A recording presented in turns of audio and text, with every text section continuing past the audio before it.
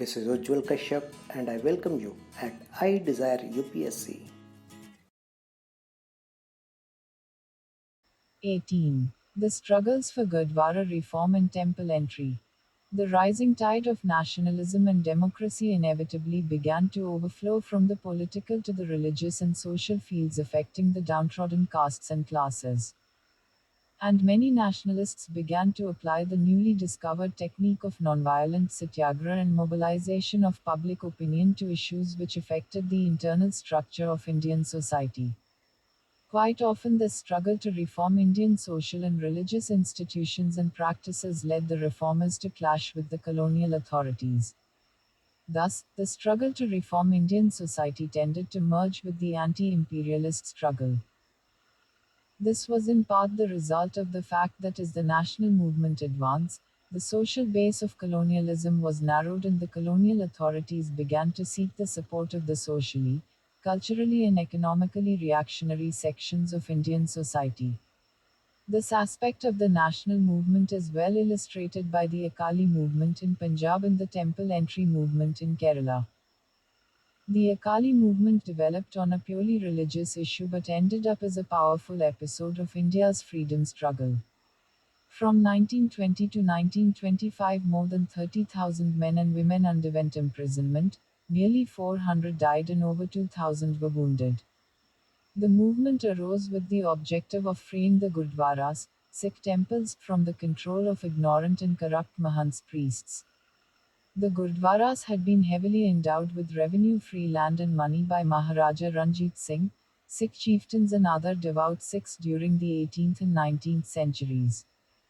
These shrines came to be managed during the 18th century by Udasi Sikh Mahants who escaped the wrath of Mughal authorities because they did not wear their hair long. Many ignorant people therefore believed that these Mahants were Hindus.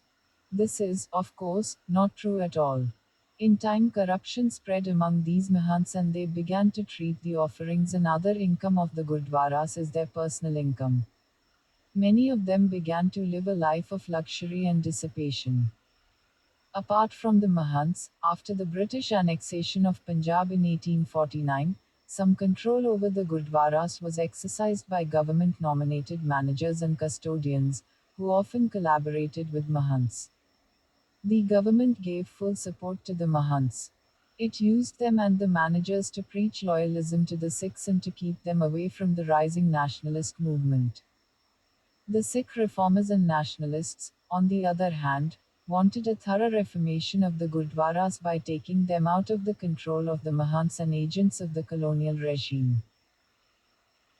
The nationalists were especially horrified by two incidents when the priests of the Golden Temple at Amritsar issued a hukamnama, directive from the Gurus or the holy seats of the Sikh authority, against the Ghadarites, declaring them renegades, and then honored General Dyer, the butcher of Jallianwala massacre, with a saropa, robe of honor, and declared him to be a Sikh. A popular agitation for the reform of Gurdwaras developed rapidly during 1920 when the reformers organized groups of volunteers known as Jatas to compel the Mahants and the government appointed managers to hand over control of the Gurdwaras to the local devotees. The reformers won easy victories in the beginning with tens of Gurdwaras being liberated in the course of the year. Symbolic of this early success was the case of the Golden Temple and the Akal Takht. The reformers demanded that this foremost seat of Sikh faith should be placed in the hands of a representative body of the Sikhs, and organized a series of public meetings in support of their demand.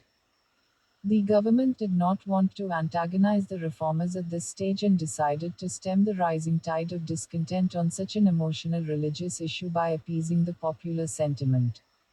It, therefore, permitted the government appointed manager to resign and, thus, let the control of the temple pass effectively into the reformers' hands. To control and manage the Golden Temple, the Akal Takht and other Gurdwaras, a representative assembly of nearly 10,000 reformers met in November 1920 and elected a committee of 175 to be known as the Shiromani Gurdwara Prabandhak Committee (SGPC). At the same time, the need was felt for a central body which would organize the struggle on a more systematic basis. The Shiromani Akali Dal was established in December for this purpose. It was to be the chief organizer of the Akali Jatas whose backbone was provided by Jat peasantry while their leadership was in the hands of the nationalist intellectuals. Under the influence of the contemporary non-cooperation movement, and many of the leaders were common to both the movements, the Akali Dal and the SGPC accepted complete non-violence as their creed. The Akali movement faced its first baptism by blood at Nankana, the birthplace of Guru Nanak, in February 1921. The Mahant of the Gurdwara there, Naren Das, was not willing to peacefully surrender his control to the Akalis. He gathered a force of nearly 500 mercenaries and armed them with guns, swords, lathis and other lethal weapons to meet the challenge of the peaceful Akali volunteers. On the 20th of February, an Akali Jata entered the Gurdwara to pray. Immediately, the Mahant's men opened fire on them and attacked them with other weapons. Nearly 100 Akalis were killed and a large number of Jatas under Kartar Singh Jabbar's command marched into the Gurdwara and took complete control despite dire warnings by the Deputy Commissioner. The Mahant had already been arrested. The government policy was still of vacillation. On the one hand, it did not want to earn the ire of the Sikhs, and, on the other, it did not want to lose control over the Gurdwaras. The Nankana tragedy was a landmark in the Akali struggle. As Kartar Singh Jabbar, the liberator of the Nankana Gurdwara, put it, the happening had awakened the Sikhs from their slumber and the march towards Swaraj had been quickened. The tragedy aroused the conscience of the entire country. Mahatma Gandhi, Maulana Shaukat Ali, Lala Lajpat Rai and other national leaders visited Nankana to show their solidarity. The government now changed its policy. Seeing the emerging integration of the Akali movement with the national movement, it decided to follow a two-pronged policy. To win over or neutralize the moderates and those concerned purely with religious reforms, it promised and started working for legislation which would satisfy them.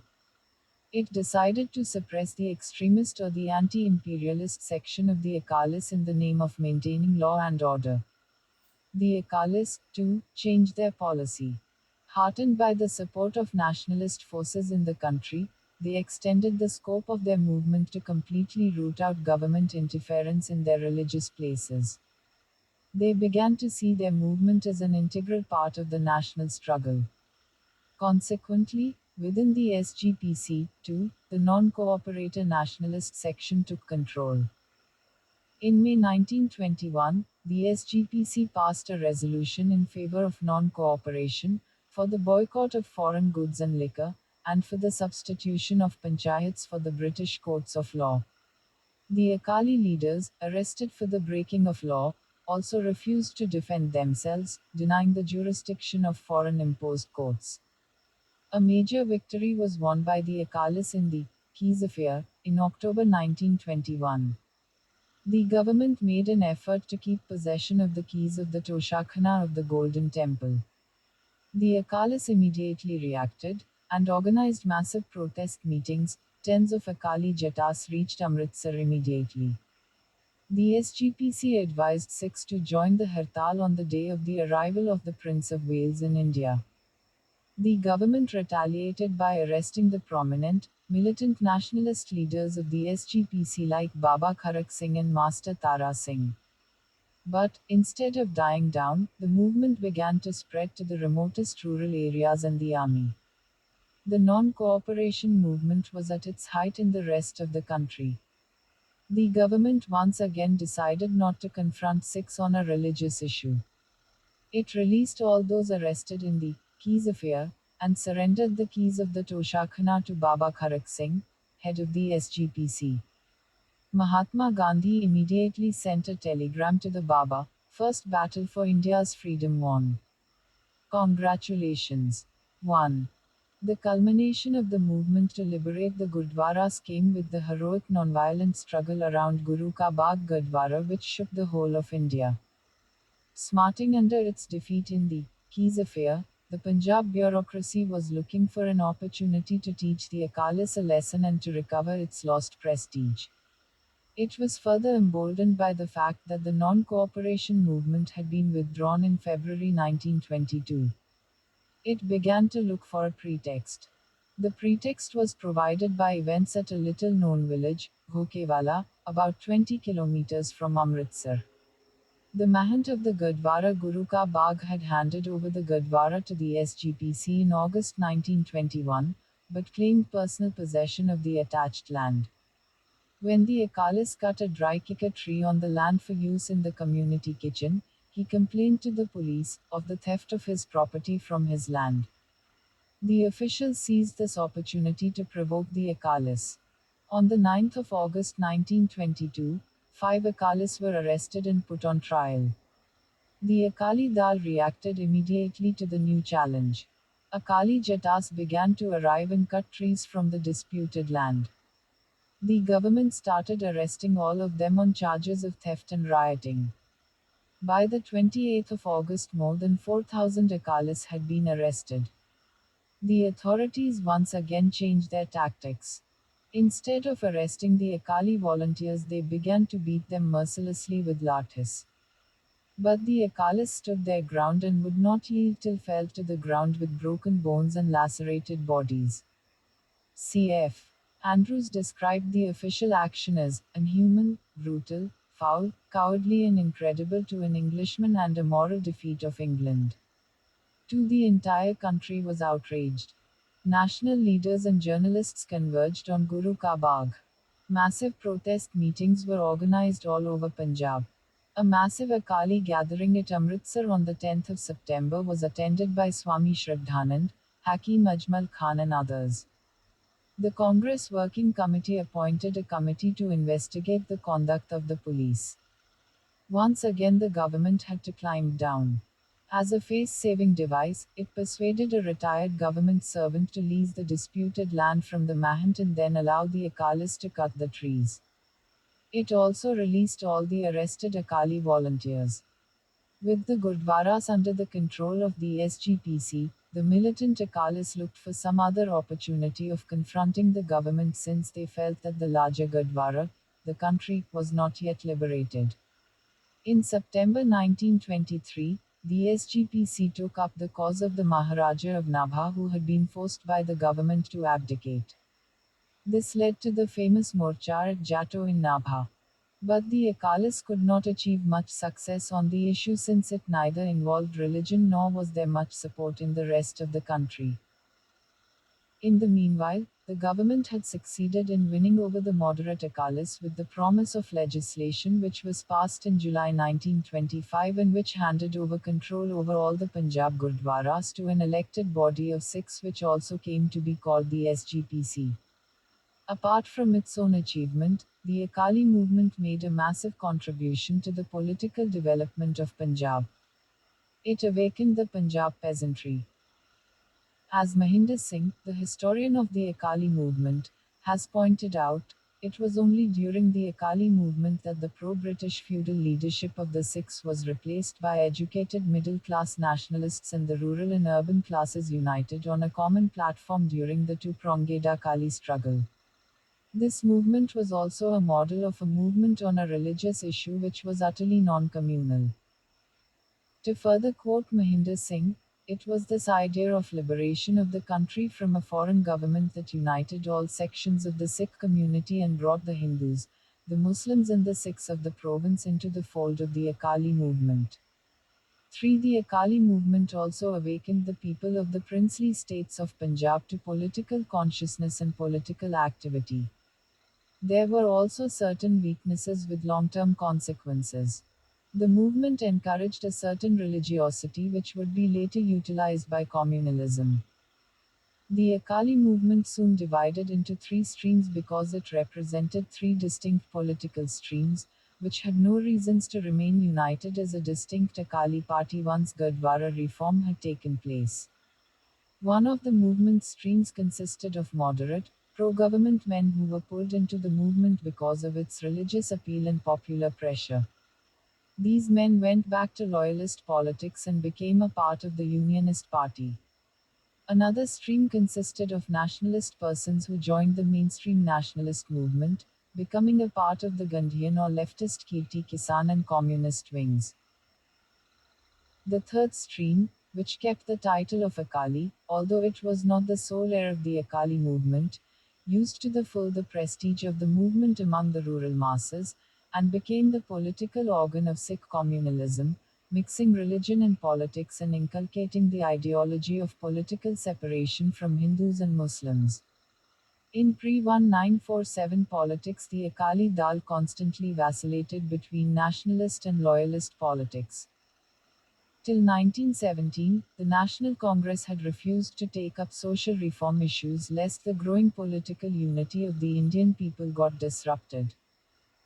It reversed this position in 1917 when it passed a resolution urging upon the people the necessity, justice, and righteousness of removing all disabilities imposed by custom upon the depressed classes. At this stage, Lokmanya Tilak also denounced untouchability and asked for its removal. But they did not take any concrete steps in the direction.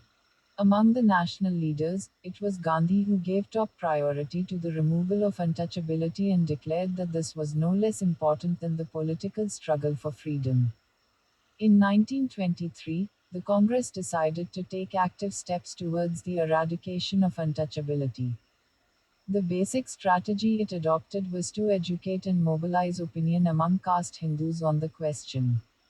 The nationalist challenge in this respect came to be symbolized by two famous struggles in Kerala.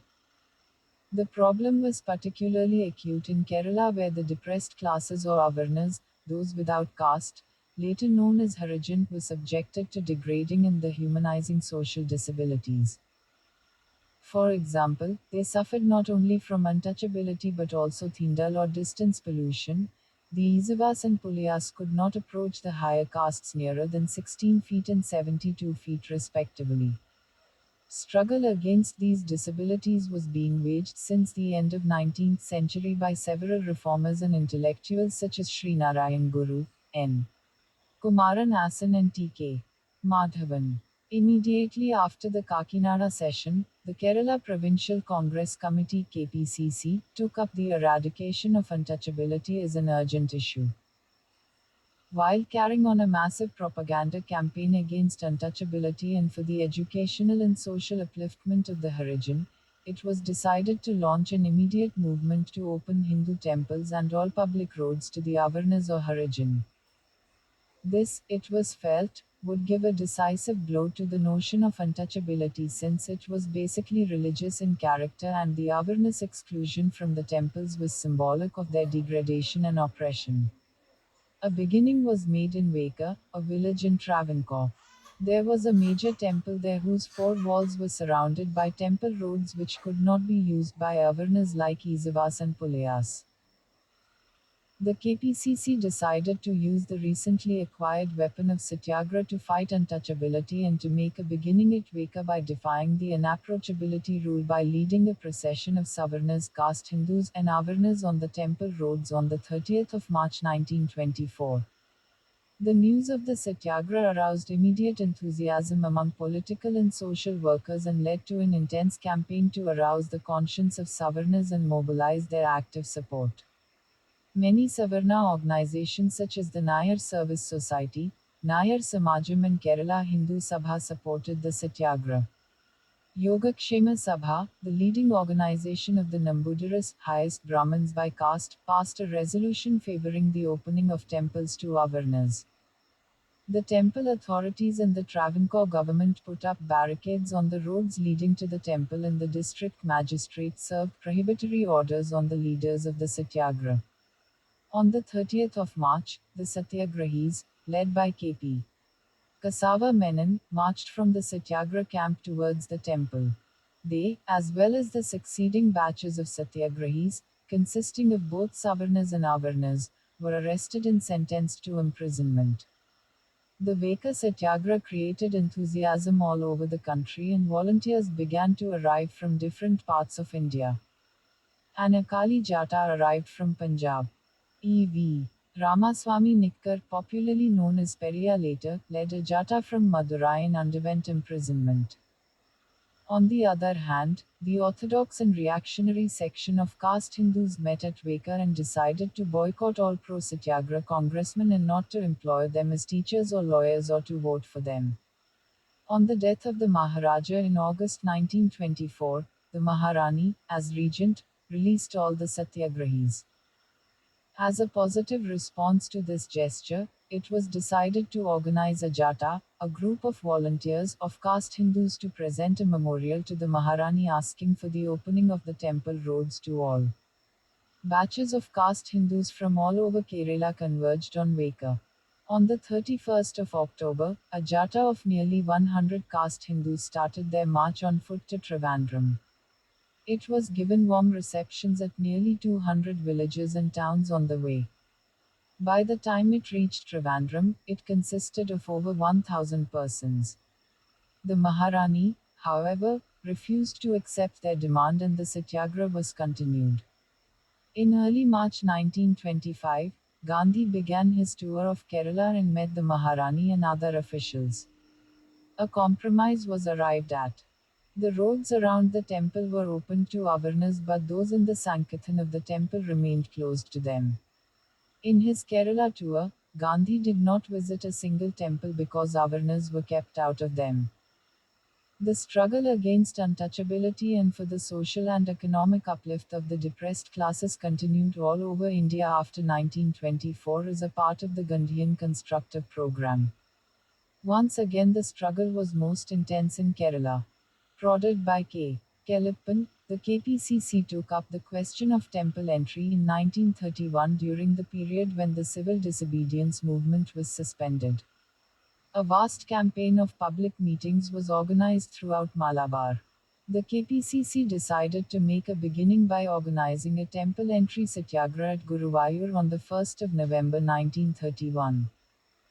A jata of 16 volunteers, led by the poet Subramanian Tirumambu, who became famous as the Singing Sword of Kerala, began a march from Kannanur in the north to Guruvayur on the 21st of October. The volunteers ranged from the lowliest of Harijan to the highest caste Nambudiris.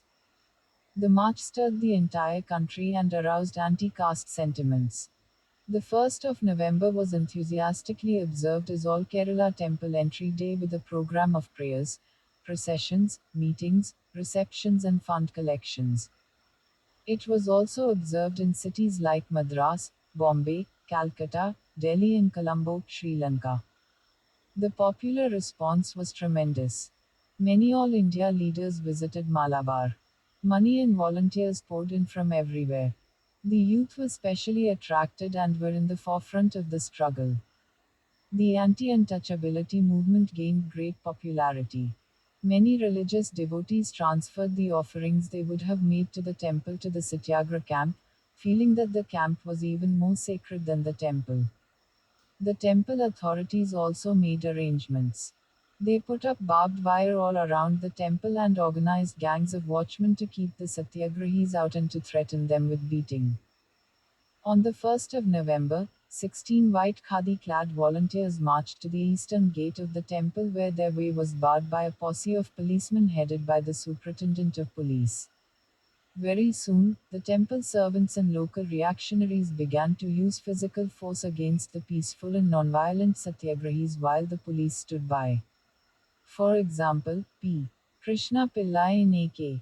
Gopalan, who were to emerge later as major leaders of the communist movement in Kerala, were mercilessly beaten. The satyagraha continued even after the civil disobedience movement was resumed in January 1932 and all Congress committees were declared unlawful and most of the congressmen leading the satyagraha were imprisoned. The satyagraha entered a new phase on the 21st of September 1932 when K. Kelappan went on a fast unto death before the temple until it was opened to the depressed classes. The entire country was again stirred to its depths. Once again, meetings and processions engulfed Kerala and many other parts of the country. Caste Hindus from Kerala as well as rest of India made appeals to the Zamorin of Calicut, custodian of the temple, to throw open the temples to all Hindus, but without any success. Gandhiji made repeated appeals to Kelappan to break his fast, at least temporarily, with an assurance that he would himself, if necessary, undertake the task of getting the temple opened. Finally, Kelappan broke his fast on October 2, 1932. The satyagraha was also suspended. But the temple entry campaign was carried on ever more vigorously. A Jata led by A.K. Gopalan toured whole of Kerala on foot, carrying on propaganda and addressing massive meetings everywhere. Before it was disbanded, the Jata had covered nearly 1,000 miles and addressed over 500 meetings. Even though the Guruvayur temple was not opened immediately, the satyagraha was a great success in broader terms. As A.K. Gopalan has recorded in his autobiography, although the Guruvayur temple was still closed to Harijan, I saw that the movement had created an impetus for social change throughout the country. It led to a transformation everywhere. 4. The popular campaign against untouchability and for temple entry continued in the succeeding years. In November 1936, the Maharaja of Travancore issued a proclamation throwing open all government-controlled temples to all Hindus irrespective of caste. Madras followed suit in 1938 when its ministry was headed by C. Rajagopalachari. Other provinces under Congress rule also took similar steps. The temple entry campaign used all the techniques developed by the Indian people in the course of the nationalist struggle. Its organizers succeeded in building the broadest possible unity, imparting mass education, and mobilizing the people on a very wide scale on the question of untouchability. Of course, the problem of caste inequality, oppression, and degradation was very deep seated and complex, and temple entry alone could not solve it. But satyagrahas like those of Veka and Guruvayur and the movements around them did make a massive contribution in this respect. As EMS. Namboodiripad was to write years later, Guruvayur Temple Satyagraha was an event that thrilled thousands of young men like me and gave inspiration to a vast majority of the people to fight for their legitimate rights with self-respect. It was the very same youth who gave this bold lead, who subsequently became founder leaders of the worker peasant organizations that were free from the malice of religious or communal considerations. 5. The main weakness of the temple entry movement in the Gandhian or nationalist approach in fighting caste oppression was that even while arousing the people against untouchability, they lacked a strategy for ending the caste system itself. The strength of the national movement in this respect was to find expression in the Constitution of Independent India, which abolished caste inequality, outlawed untouchability, and guaranteed social equality to all citizens irrespective of their caste. Its weakness has found expression in the growth of casteism and the continuous existence and practice of oppression and discrimination against the lower castes in post 1947 India. If you want to support us in our efforts, kindly subscribe to our channel, like it and share it so that others too gets its benefit. Happy learning. Thank you. Jai Hind, Jai Bharat.